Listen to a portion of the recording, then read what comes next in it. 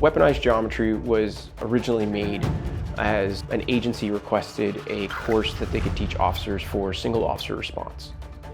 Once I realized it definitely fits into the world of, people doing home defense or just people trying to get out of bad situations, it opened up the course load to like a bigger spectrum.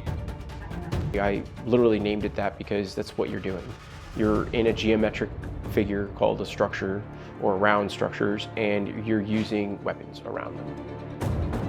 Weaponized geometry is the science of mitigating the danger that is inherent in CQB or room clearing. With light, right, we talked about it, like you're going to use it for data collection. This gets really nice with a handheld because now as I start pieing, right, and I start doing certain things, I can go ahead and put that handheld there, and now I can keep gun oriented where I want.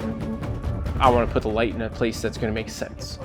There's a very high level of attention paid to the details. The variables a little more complicated, more role-playing, the introduction of low light and the application of white light, things of that nature. This adds an element of realism and something you just can't replicate in other environments.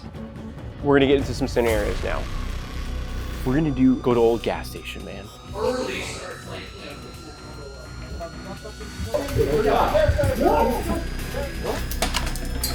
Listen, I'm going to take it. I was like, Start out, you're just going to have dinner with your wife and kid. Okay. Cool? In roll! What?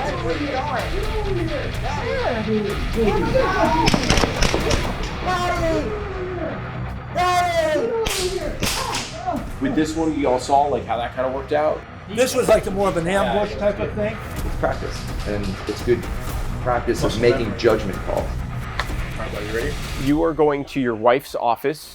It's the nighttime, like night shift.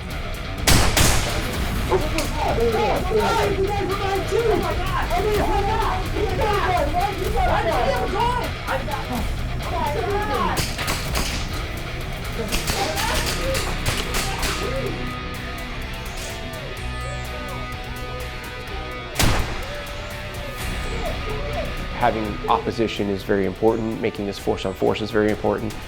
They're now actual human beings that are trying to do certain things, whether they're criminals, bad guys, just normal people.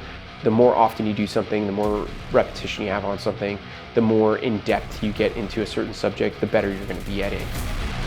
I always want to offer my students a different look at things, different instructors.